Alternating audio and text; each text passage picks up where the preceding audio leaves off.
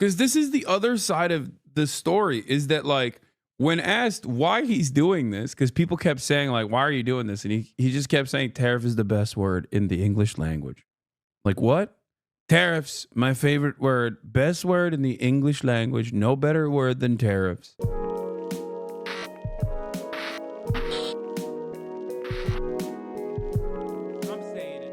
Trump is freezing the tariffs, breaking news. Let's get just into announced it. He will pause the 25% tariffs on second. Mexican imports. We have reporters in Mexico City and in the North Lawn of the White House. I'm glad, I'm glad that he's at least putting a pause on it, and it was just him being. He was doing like what is it, the madman theory or whatever. He was behaving Nixonian like. So he's putting a pause on the tariffs. Oh, I'm pausing them. It didn't make any sense. Oh. Let's go straight to CNN's Valeria Leon in Mexico City for the latest. Valeria, midnight was the deadline here where tariffs were supposed to be implemented. They're not now. Why?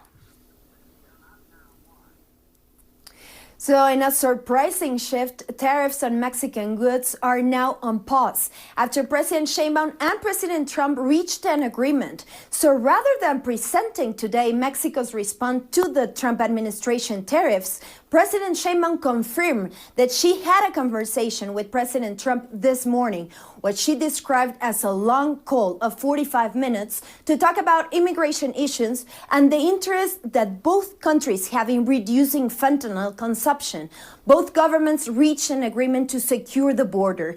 Mexico has agreed on deploying National Guards to the Mexico-U.S. border, and the Mexican president said that she asked Trump to cancel tariffs on Mexican products, which Sheinbaum said that Trump agreed to. Mexico's economy minister, Marcelo Ebrard, will be in charge of this negotiation with U.S. government officials. Let's put the tariffs on pause forever. That's what Mexico's president suggested to Trump this morning, but they agreed to pause tariffs for 1 month. Part of the agreement, she explained, has to do with the U.S. government committing to reducing the traffic arms into Mexico. Valeria Leon, thanks so much. I want to turn to CNN's Kevin Liptak, who joins me now from the North Lawn at the White House. Kevin, there was also a call with Canadian Prime Minister Justin Trudeau this morning. We haven't heard of any pause there, but there is supposed to be another one this afternoon. Is this just a bilateral Mexico-U.S. thing, or do we expect another pause also applying to the Canadians? Yeah, at this point, this only applies to Mexico. And I'll tell you, after that phone call with Justin Trudeau, officials I talked to on the Canadian side were not all that optimistic about a last-minute reprise from these tariffs. But of course, they have scheduled up this follow-up conversation at 3 p.m. Eastern time. And it remains to be seen whether Trump will extend the same 1 month pause on those 25% tariffs on Canada as he did on Mexico. One thing that we've heard from officials this morning is that the negotiations with the Mexicans that occurred throughout the weekend were going much better than the conversations were going with the Canadians. We heard that from Kevin Hassett, one of the top economists here at the White House earlier this morning. Now, I think the big question is whether or not this is a huge surprise. We did hear from Donald Trump just last night that he didn't expect anything dramatic to come out of these telephone calls. But on the other hand, look at those numbers on the screen. The stock market, at one point, the Dow Jones Industrial Average was down almost 600 points this morning.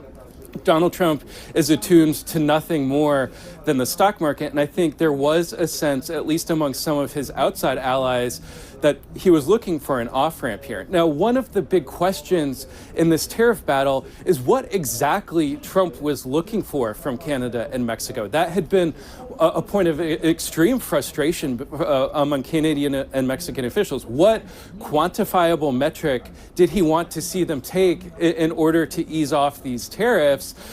Just on Friday, a delegation of Canadian officials was here at the White House meeting with Donald Trump's border czar. They were supposed to meet around 4 p.m. Donald Trump at 4 p.m. says he wasn't looking for any concessions. So there was an incredible amount of confusion. Today, this morning, I think we are getting a good idea of what he's looking for, which is troops on the border, 10,000 troops on the border that Mexico says it will send to try and cut down on those fentanyl flows. Phil. We'll see what Canada offers in their negotiations. Obviously, 10% tariffs also on China. No indication right now of any calls there. Kevin Liptak, Valera Leon, thanks so much. It is important to note that tariffs, as I noted, on China and Canada have not been paused, at least at this moment. That might explain some of the market reaction. We've seen a pop, but not an entirety of a turnaround. CNN business correspondent Vanessa Yurkevich joins me now. Do we expect a complete rebound here? I think investors are being cautiously optimistic. This news, obviously, of this pause on tariffs with Mexico has encouraged investors, and you've seen markets recover just a little bit. They were down almost 2%, all of them, earlier this morning, but we've seen a pop. We've seen a recovery. But if you look at specific stocks, specific industries that were expected to be targeted with these tariffs, you see a mix. You see General Motors down over 2%. You see 3M, which is manufacturing, down about 1%, and Constellation Brands. This is a company, an alcohol company that imports and exports from around the world. You see them still down over 2%.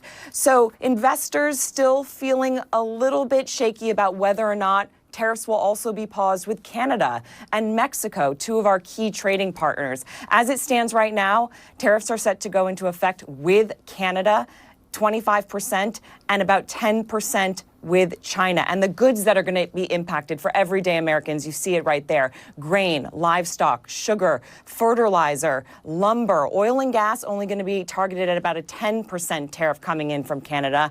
And then from China, electronics, home appliances, toys, and footwear. Americans, we buy about 50% of our footwear from China, so that's a significant amount. So we are waiting to see what happens. And of course, Phil, retaliatory tariffs happen. We've already heard from Canada that they're expecting to retaliate with 25% tariffs against. He was just memeing, dude. He was just memeing. Y'all don't understand. It was just meme style. He's just a little guy. He just wanted to look. Nazi Germany, post-World War I, feeling slighted by the rest of the Western world, right? The economy's in the pooper. Very different set of circumstances where they can set up an agenda that they've been wronged by everyone else and that they're a powerful and mighty nation. The United States of America, albeit suffering a little bit due to its own selfish nature, is in a very different circumstance as the hegemonic superpower. So when you make the argument that like all of the other international countries are screwing us over, we are the ones that are constantly being screwed over by everybody else, and that's why we must take action against this sort of thing, you're in an entirely different predicament because the entirety of the global trade is designed in a way that benefits you, okay? The entirety of global trade benefits the United States of America. It's like complaining about NATO, which Donald Trump does all the time as well. It makes no sense. Why would you complain about NATO when NATO is there for you? It's stupid. That's my point. Here's the Canada call that just came in as well. Just had a good call with President Trump. Canada's implementing our $1.3 billion border plan, reinforcing the border with new choppers, technology, and personnel, enhanced coordination with our American partners, and increased resources to stop the flow of fentanyl. Nearly 10,000 frontline personnel are and will be working on protecting the border. In addition, Canada is making new commitments to appoint a fentanyl czar. We will list all cartels as terrorists, ensure 24/7 eyes on the border, launch a Canada-U.S. joint strike force to combat organized crime, fentanyl, and money laundering. I've also signed a new intelligence directive on organized crime and fentanyl, and we'll be backing it with $200 million. Proposed tariffs will be paused for at least 30 days while we work together. The most giga chat thing is Claudia made Trump admit the cartels are only armed because of the American weapons trade. Latinas stay winning. Yeah, Claudia is great. I saw famously when you import something, you're being ripped off. So when you import Indian-made iPhones, the U.S. is being ripped off. I think it's also very funny that they're forcing Canada's hand into like spending money on the most nonsensical bullshit. Like, what is it? It was like 43 kilograms of fentanyl total that was apprehended. And before people say, oh, dude, that's a lot of like lethal doses or whatever. No, it's not. Okay. It's nothing in comparison to the metric ton drugs that are being trafficked over the border in general. Okay. Let alone border apprehensions are not, they're probably not a long-term solution. I just don't understand. Oh, it's 43 pounds, not even 43 kilograms. That's so crazy. That's crazy. To be fair, fentanyl is measured in micrograms, so 43 kilograms is a lot. No, it's 19 kilograms. Is this a L or a W for Trump? It's a secret third thing. It's not an L and it's not a W. It's just like a secret third thing, okay? That's what it is for Donald Trump. It's not a W because he didn't do shit. He did the classic, like, create a problem and then simultaneously fix the problem. No problem existed in the beginning. He phrased troops on the border differently than Mexico and are and will be working on protecting the border. Also, with the 1.3 billion on border measures was already decided before. Yeah. Goods that are coming out of the U.S. and into Canada. We'll see. There's another call, as you mentioned, scheduled with Trudeau later this afternoon. Will there be a turnaround like there was with Mexico, Phil? We'll have to wait and see. All right, Vanessa Yukevich, thanks so much. Joining me now for more on this, former Michigan Congressman and Governor James Blanchard also served as the U.S. ambassador to Canada. Sir, the biggest question right now is this the start of a complete turnaround, or is Donald Trump planning to split this on some level, and Canada is still going to have to face the tariffs? Do you have any insight right now? No, I think there are people hoping there'll be some sort of deal soon and work things out. It's harder with Canada because the basis for attacking them it's ridiculous. Trump is accusing them of being a national security threat. That's absurd. We share all intelligence. We've been allies with Canada since World War I. There's minuscule amounts of fentanyl coming in from Canada, and there are more migrants going north to Canada than south from Canada to the U.S. So the basis of all this is absurd. Hopefully it'll get worked out. But if we don't, the prices in Michigan and elsewhere, cost of living on food, cars, automobiles, will go up. It's inflationary. And look, everybody who knows anything about Canada and trade knows what I'm saying is true. Beyond that, though, if we get a deal or a reprieve or something, the long-term damage to our relations with Canada has really, really been severe. This is not the feelings of Canadians, our best friend, our best partner, our best allies, have been really devastated. They're not only hurt, they're at this point angry. It's going to take a lot of time, many months, maybe years, to repair the damage. Stupid question from a German chatter, me. How serious is fentanyl in the U.S.? Is it actually a scourge on the people? Or is the means proposed to solve it inadequate? The answer to is both. Yes. The answer to both is yes. Yes. It is a massive, massive problem. Okay. Opioid overdoses are huge in our country. It is a genuinely devastating force upon the population. And maybe unsurprisingly, the second part of the question, the answer is still yes. Our solutions are inadequate. In the past couple of decades, since fentanyl became like an issue of ginormous importance, the only time fentanyl overdoses opiate overdoses have actually lowered year over year was under the Biden administration, which is ironic because they did it with harm reduction measures. The Republicans constantly complained about it. And also the Biden administration never actually hailed that as a heroic effort. You might have known about the Biden administration harm reduction efforts and their success because you watch me. I've talked about it. The media rarely covered it. The Biden administration did not even choose to do any sort of promotion of of these programs, or rather, they did do promotions of these programs, but they never really promoted how successful that was. And it is truly, truly shocking. The people that are most responsible for this, they have names, they have addresses. We know who they are.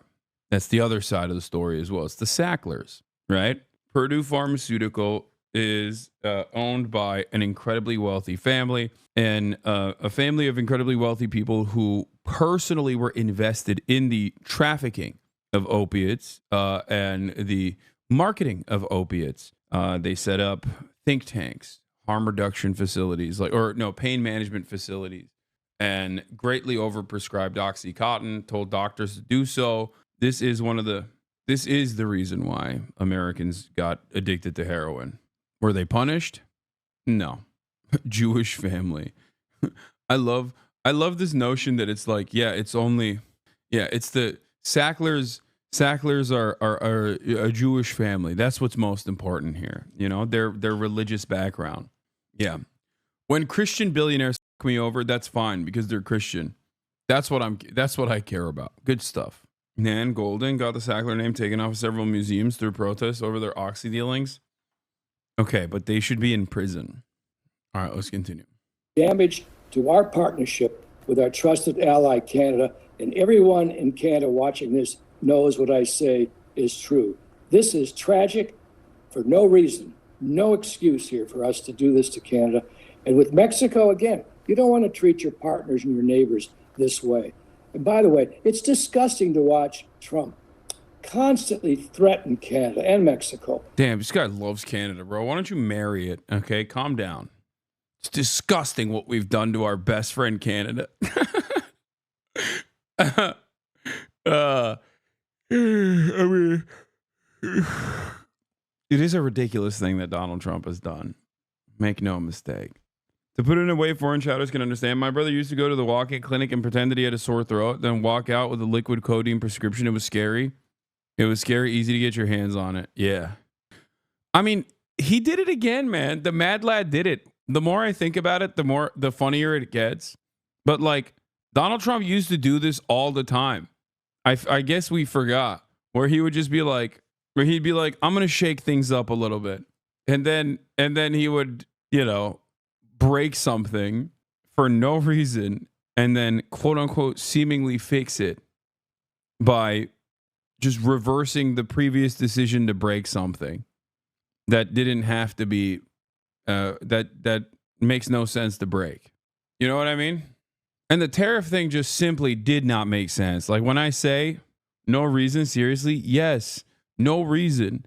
Like, dude, come on. Come on, dude.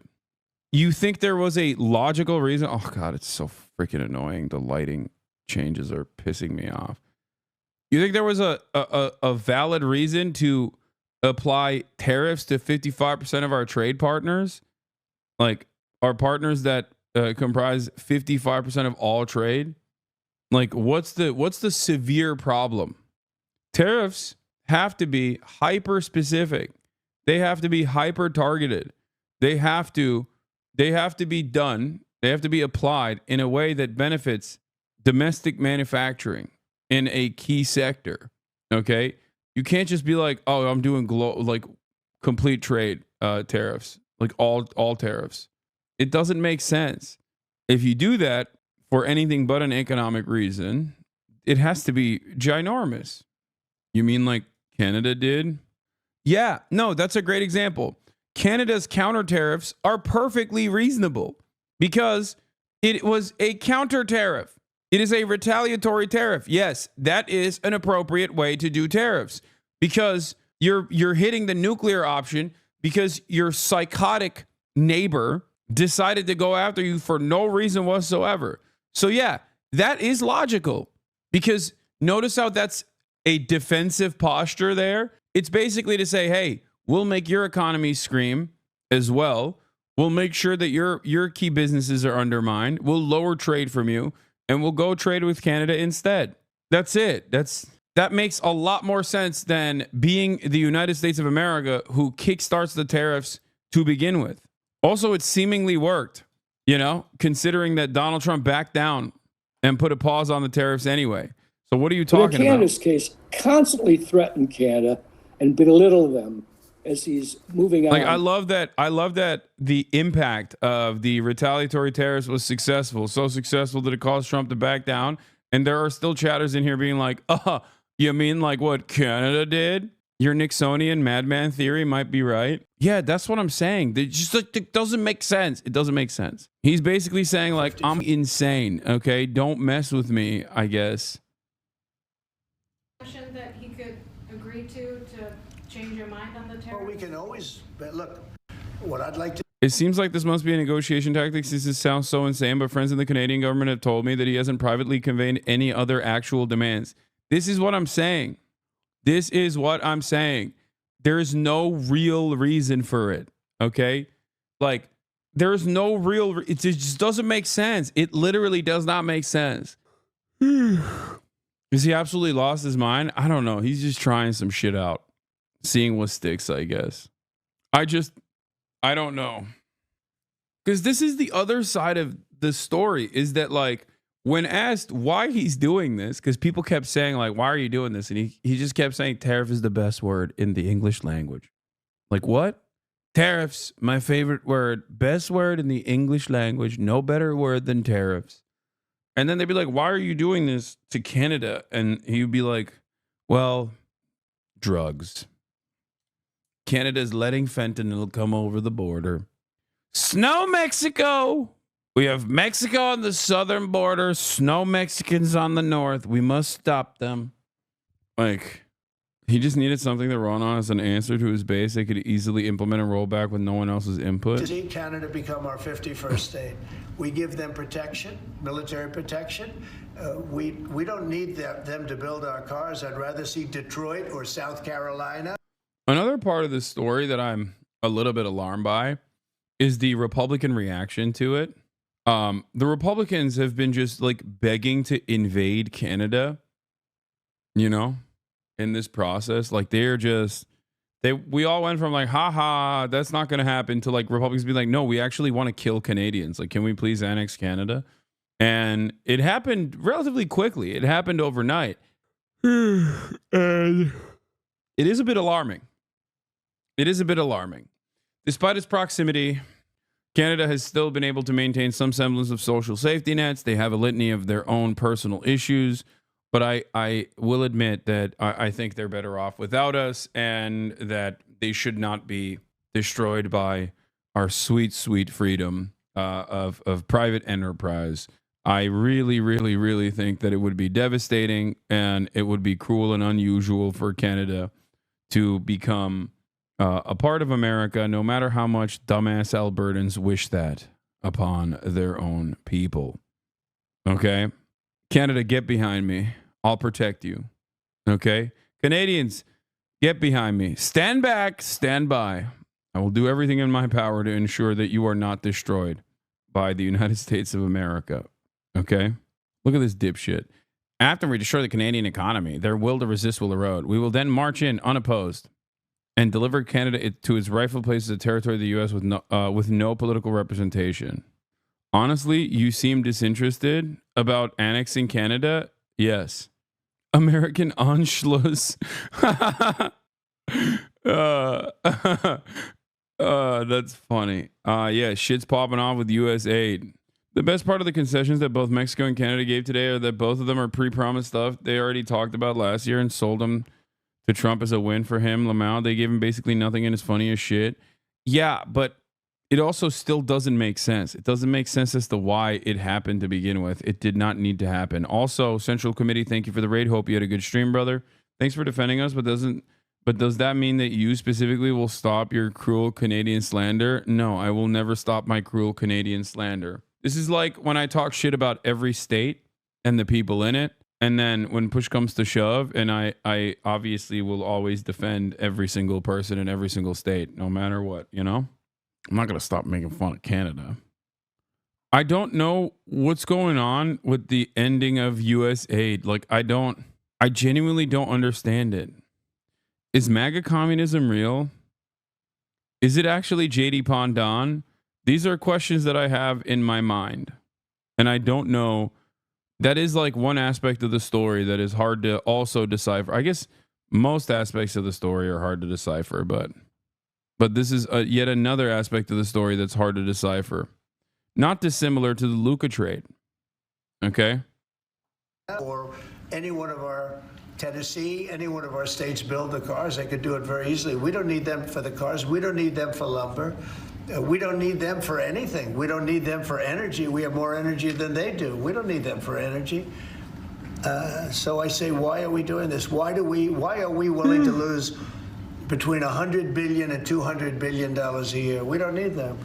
As a state, it's different. As a state, it's much different. And there are no tariffs. So I'd love to see that, but some people say that would be a long shot. If people wanted to play the game right, it would be 100% certain that they'd become a state. but a lot of people don't like to play the game because they don't have a threshold of pain. And there would be some pain, but not a lot. The pain would be really there. So we're going to meet again. One eternity later.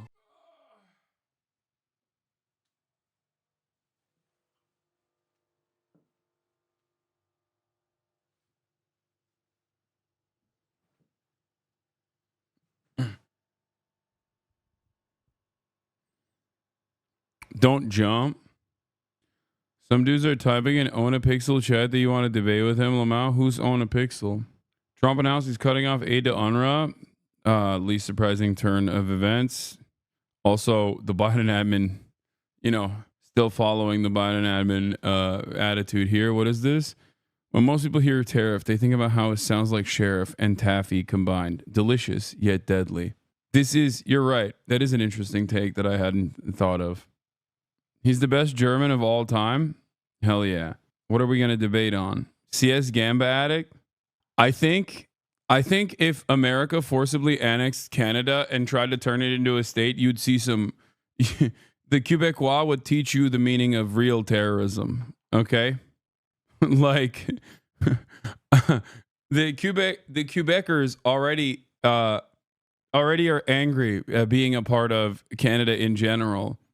I can't think of anything worse. Like, dude, imagine you're a Quebecer and now you have to be a part of America. Oh my Lord. They would make the IRA look like a tickle party, I think. And of course, as is the case with most emancipatory movements, I probably would find myself aligning with them in spite of my disagreements on many of their internal affairs. And then maybe people would write articles about how much of a radical terrorism lover I am because I'm not simply on board with forcibly annexing Quebec. UK won't get tariffs as we don't produce shit. Most goated U.S. vassal state. Now what, Israel? Oh, Trump says ceasefire might not hold. Oh, man. Update on Trump's meeting with Netanyahu. I mean, what holds nowadays anyway? Jesus Christ. Netanyahu is visiting Washington to convince Trump to carve an exception for Israel out of his wider America First agenda. U.S. foreign aid will revolve around facilitating Israel's ethnic cleansing and regional domination goals and maintaining alliances that serve Israeli interests. Israeli outlet Ynet reports that during Netanyahu's visit this week, the Israelis plan to show Trump shortened version of the film they made of the October 7 attacks. Recall that Joe Biden repeatedly made false claims about seeing videos and images of beheadings of children and other specific atrocities that did not happen or being shown footage by Israel. Okay, interesting opportunity here. This backfires. Trump gets really mad that they showed him all of this gory footage. He doesn't care. You think he cares? He sat in front of the Israeli hostage families and described the gruesome ways in which some of their family members were murdered. Okay, this man does not care about anything. Okay, if you show him even a shortened version, an abbreviated version of the atrocities that took place on October 7, he's going to sit there and he's going to get pissed off, not about the atrocities themselves, but at the people forcing him to watch this. Okay, yeah, he's going to be like, they made me watch this video. I hated it. I hated every moment of it. Such terrible events. That's right. We are now officially ending the state of Israel for the crime of making me watch this video. Nasty video. Also, this is crazy. I feel like he's such a monster. He wouldn't be bothered by it. No, he'd be annoyed. That's what I'm saying. Joe Biden will watch it and go, Joe Biden will watch it and obviously do an entire unlimited genocide. Donald Trump already is down to do an unlimited genocide anyway. I don't know why you're making him watch this. Pretty sure Netanyahu's convinced him to go after South Africa. Oh, yeah, for sure. That's a certainty. Netanyahu is the reason why he also issued sanctions on Bensouda, the last prosecutor at the ICC. The last prosecutor that, at the ICC that he applied sanctions to.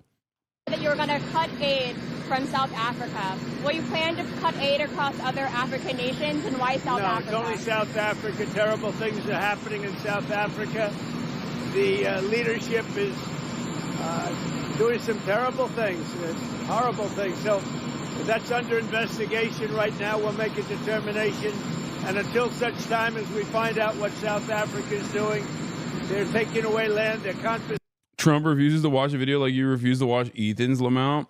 Yeah, the difference is Donald Trump didn't do October 7, whereas Ethan's video is about me. I don't have to watch a video that I'm in prominently. The video's about me, calling me a terrorist for shit that I have said that is clipped out of context. Like, you know what? Let me explain something to you guys. I wanted to mention this. Look at this. Okay? On my YouTube, there's a video called Hasan versus Ethan Explained. Okay? It's sitting at 500,000 views. It's from October 25th, 2024. I want you to watch that video and see how many of the claims that are in Ethan's new context nuke that are directly in this video and have been addressed. Now, this video has been out for 3 months. It's been out for 3 months, 3 whole months. Maybe Ethan's content nuke was already addressed before it ever came out. Could have saved himself that trouble of sitting in the editing room for months and months. But that's not the point. The point is he wants to turn it into content. It's gross. Like, he wants to turn my reaction into content. And I suspect that he will continue doing that and constantly present it as like how much he has owned me and how frazzled I am over and over again. And, you know, that's it. Yeah, he wants a feedback loop of call and response. Exactly. He can't actually have he can't actually talk to me in person about any number of different issues because he knows that he is ill-equipped. So he will consistently hide behind Instagram stories and his YouTube live feed that he heavily monitors the chat in, that he's basically culled any sort of dissent in his own community in, and carefully crafted an audience that is receptive to this sort of thing, mostly because of Epstein's fanboys that are brigading that he wants in his community, slowly but surely reshaping his community into a very toxic one, you know? Yeah, wait, now you're claiming to be the world's foremost expert on Hasan Piker. I think you need to study up, pal. Yeah. The comments on the live show were hard. The comments on the live show were coming for him hard. Members weren't happy. I know, but it doesn't matter. He just keeps banning those comments. He just keeps banning his own members and just moving on and thinking like, no, I'm on a righteous quest. The difference is I'm not, what do you call it? Ryan Kavanaugh or whatever his name is. You know what I mean? Like, I'm not some random social media billionaire who's done a bunch of shit. This isn't over like me genuinely wronging someone. This is entirely personal. You feel slighted. Careful, you are showing your power level. I know. You feel slighted. You feel upset that your own fan base obviously got mad at you for your lackluster defense of Palestine. And instead of addressing it and going back to the drawing board, trying to understand why people were getting mad at you this way because of your output, because of the words you were using, you decided to consistently level up and just cry more and more. And literally the entire point revolves around like, no, you guys don't understand. I'm the true defender of Palestine, guys. I'm the true defender, not Hasan. He's actually a terrorist. And then a bunch of other disinterested people who, after 16 months, are still running around being like, no, he's not a good defender of Palestinian, the Palestinian plight. I am. It's additionally wild because he's, you know, would you say that the Ethan Klein versus Hasan Piker video was Meet the Grams? I don't know. I don't care about making a comparison here between Kendrick Lamar and Drake, to be honest. You know, it's silly. Yeah. NFKRZ even defended you, saying that he's just using typical Israeli talking points to call people who are against Israel. Dude, yes. It's planes falling out of the sky. Donald Trump ushering in the Fourth Reich, burger style. Okay. Israel has all but completed its genocide in North Gaza, or at least tried to complete it. Ceasefires on shaky grounds. You know, virtually every building in Gaza destroyed. And one of the most outspoken, most attacked defenders of Palestinians being called a terrorist over and over again. I feel like if you consider yourself to be a progressive person, your priorities are entirely out of whack. You can try to say, no, I just simply want like a better liberal advocacy for Palestinians all day, every day. But most people understand what the f is going on. That's it. This is precisely the reason why it's like, that's literally not true. The video showed receipts and is obviously wants to defend his name since your fan base drags him. His whole point is he defends Gaza, but he thinks Jewish people don't deserve to die. Maybe watch the whole video instead of clips. Maybe Ethan should actually, remember the conversations that we had in person for 2 hours instead of literally clip chimping those very same conversations a year after the fact to put it in his video where he calls me a terrorist over and over again, a terrorist sympathizer over and over again, like his goddamn Steven Crowder. But because it's about Israel, people don't have the comprehension skills to understand what he's doing. Just debate then because this is sad. Shut the f up. I already said I wanted to. He's the one who's like, you have to watch my video first, which is ridiculous. I'm the subject matter of the video. If he wants to have a conversation with me, we had a podcast, Yeah.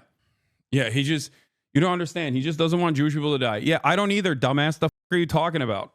Like, what is this argument? Yeah, you think I want Jewish people to die? What are you, stupid? Are you insane? Oh, I didn't realize he had such a reasonable position. His receipts are 17-second clips over and over again. All right, anyway. Are you going to let today be derailed by drama slop? Because you say I never talk about drama and shout down anyone who asks you to move on, then talk about it for another 2 hours. The 90% of us is white noise. This is true. You are correct. Yeah.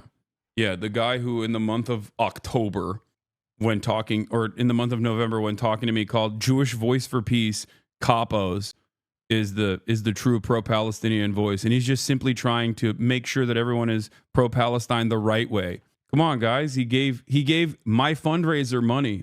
He can't be that bad. He gave my fundraiser that this community did, where we raised millions of dollars. Okay.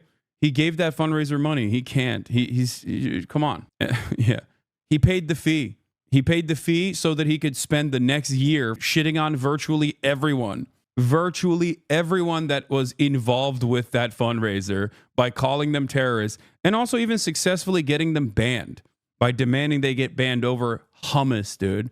Like, I was so charitable for an entire year, but there's a point where it's like, come on, let's get real. You're giving him and his goons exactly what they want right now. I know. Yeah, I know. All right, let's get back to the tariffs. Everybody understands what's what here. With his policies. It is really insulting, and it is a terrible representative of the leader of the United States of America. No American president has ever acted like this toward Canada, or Can I ask frankly, you, almost anybody else. To the point. You broke up. To the point you're making right now, when you talk to your diplomatic contacts in Canada, what is their view? I understand the anger. I understand the frustration. What are they telling you about what the end game is, kind of the bilateral relationship, what it means going forward? I mean, look, they need to work something out. Every trade deal, every trade agreement has off-ramps. I mean, the U.S., Canada, Mexico trade agreement was scheduled to be reviewed next year. So there's probably a fig leaf that Canada can give Trump if they want to, that Trump will accept and proclaim victory, like invading Normandy or something. Look, we're dealing with an abnormal guy in the White House. We all know that. The problem Canadians have is they don't understand why the United States Senate is standing up to him. They really wonder about that. Sure, there could be a short-term solution, a few more border guards, something like that, which Canada can easily do and would do. I mean, look, we share the patrol of the Great Lakes. We have Americans, Coast Guard, and Canadian in the same boats, all right? And I'm sensitive to that, being from Michigan. So cooperation has been the hallmark, not conflict. They can work something out, but I'm telling you, this has gone too far. And I think most people, as I said, who are friends of Canada and the United States agree with me. Canada does not deserve this. They deserve their respect and friendship, and we're going to repair the damage. I think that we have. Okay.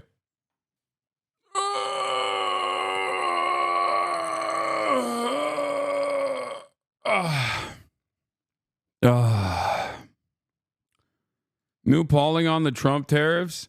Paraphrasing Howard Stern's mother, something horrible has happened. That's how most Americans feel about Trump tariffs. They don't like them. Wait, what? Why? Dude, why are... Look at this.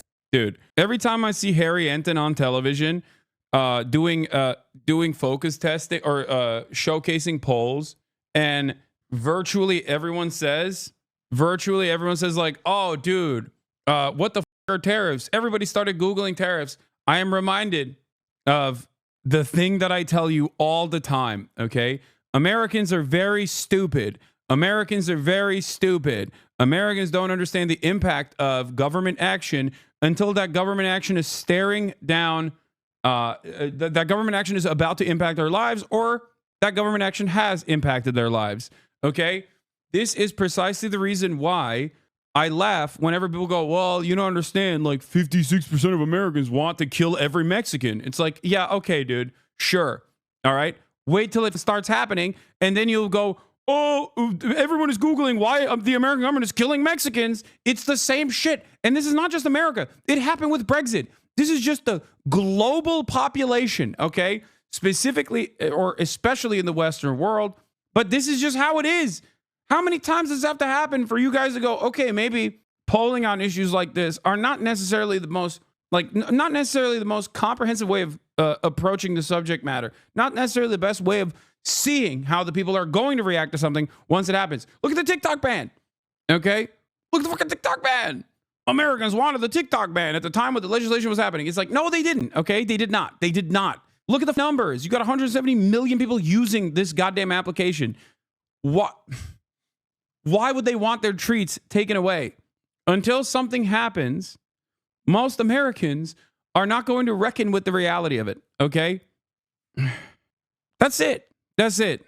Also, it doesn't really matter because the American government does not actually operate on the basis of popular democracy anyway. It's not like the American government goes, oh, wow, this particular thing is very popular. Let's do it. They do the exact opposite more consistently. You would have an easier time understanding what the American government is going to do if you were to look at something with like broad popularity and then expect the government to do the exact opposite of that thing that is broadly popular. And that is how it works. Oh my God. Always and forever and consistently. It sucks. But here it is. Most Americans are now Googling what tariffs are. Okay? Most Americans are now Googling what tariffs are. They are terrified of Trump's tariffs. It's like, yeah, no shit. How many on the street interviews do we see of people just being like, nah, you don't understand, brother. Tariffs are going to be great. Egg prices are going to go down with the tariffs. It's like, what? How? Your expectation is the opposite of what is supposed to happen. If broad tariffs are implemented on 55%, 60% of our trade partners, all trade, it's the exact opposite. Is there a particular reason? Do you want to move all trade to India? Is that what it is? Or Vietnam or something? Like, have you set this up already ahead of time? Do you have a competent, competitive domestic industry that will keep up with the additional demand? Do you have a way of ensuring price stability so that the competent domestic manufacturing increases production in a way to keep up with the demand without increasing the prices on the consumer side? No. If the answer is no to all of these things, then what the f are you doing? Like, oh, well, Trump said it's going to be good, so I think it's going to be good. Oh, no. What has happened? Where my egg gone? Why is everything so expensive? Why is everything getting more and more expensive? I don't understand it. And then in the process, some people are going to turn around and say, it's actually patriotic to pay more for the price of eggs, brother. You piece of shit, you goddamn libtard. You don't understand. America #1. Okay. And then the other people are going to look at the situation and go, it's because of black people working in the factories. That's why. DEI in my poultry facility is what caused the bird flu, avian flu, they're calling it, which is also simultaneously woke and gay and made up, but also a devastating virus caused by the Chinese.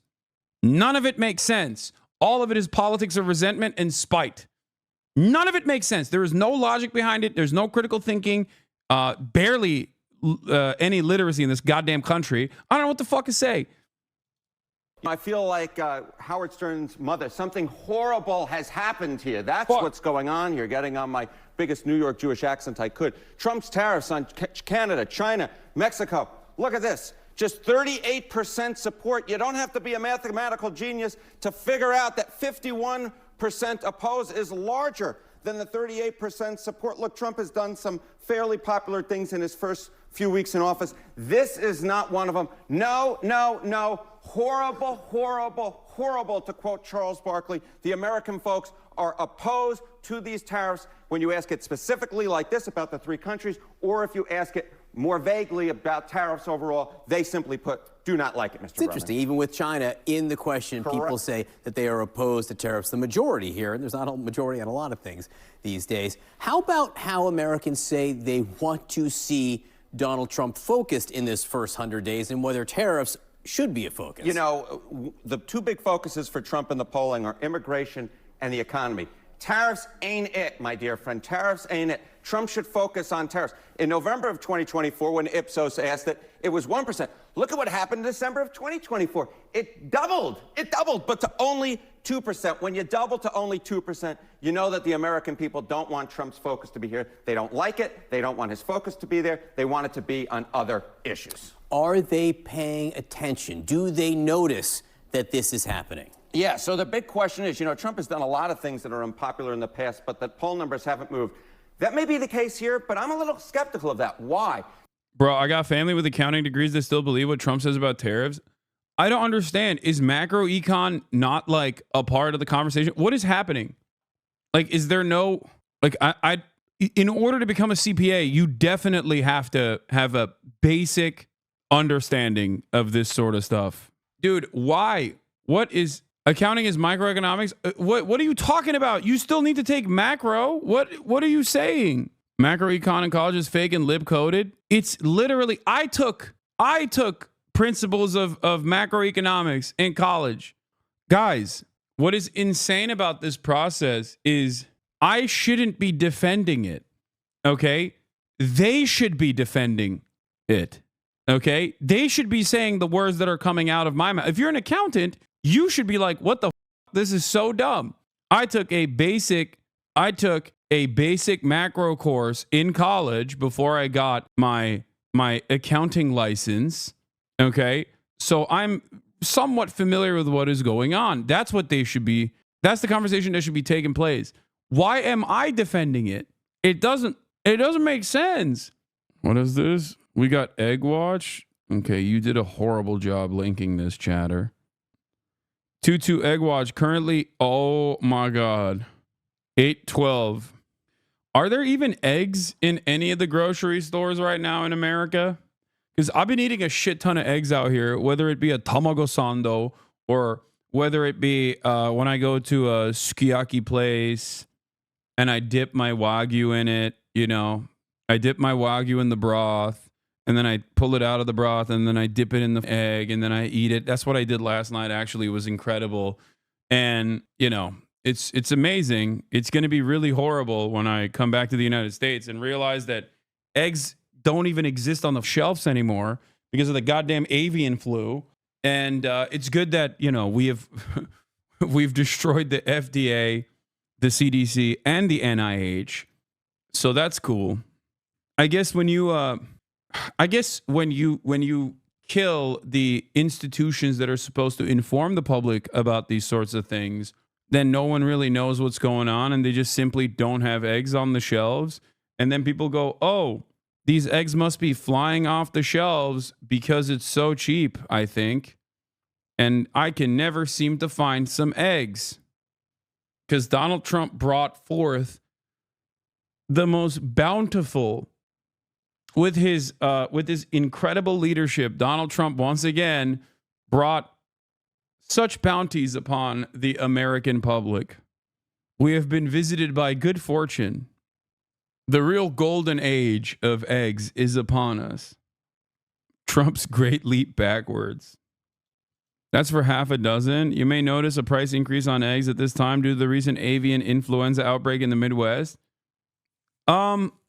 That's crazy, but also, have you thought maybe it's actually libtards that Oh, eggs.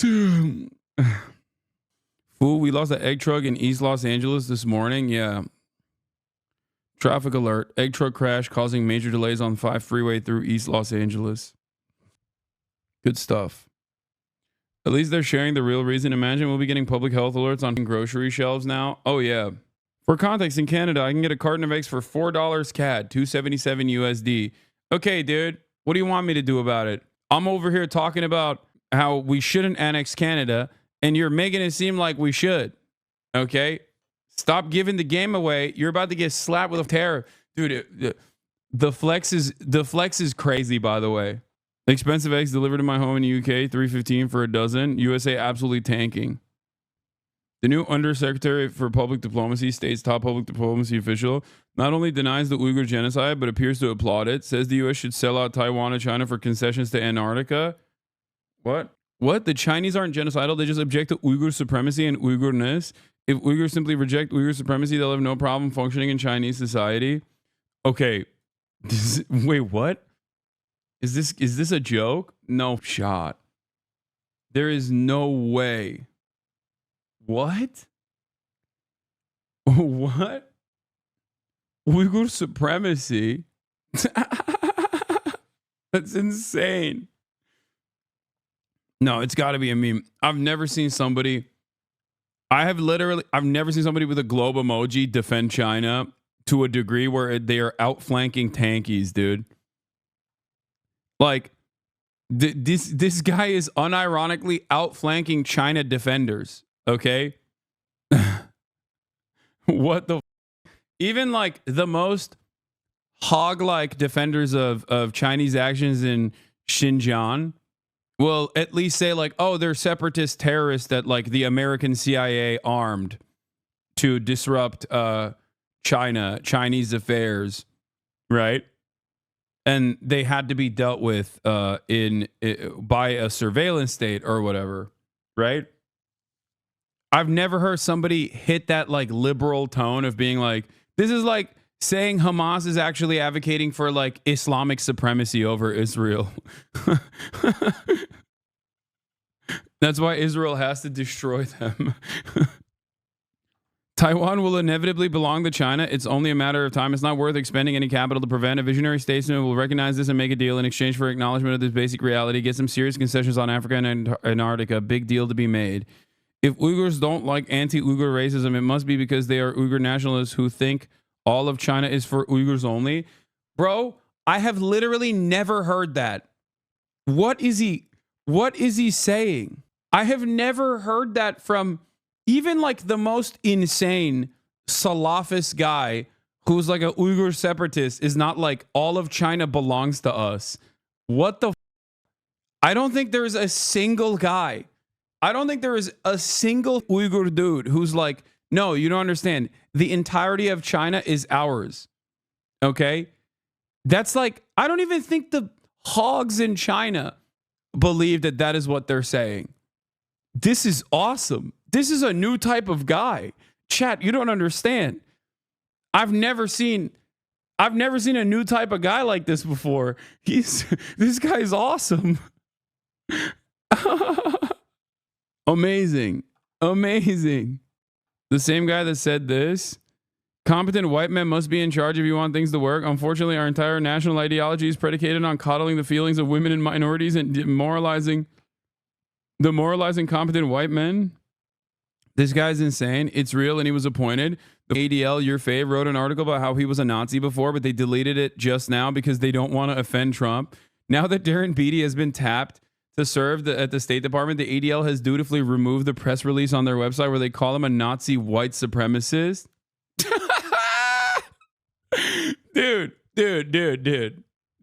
come on. Dude.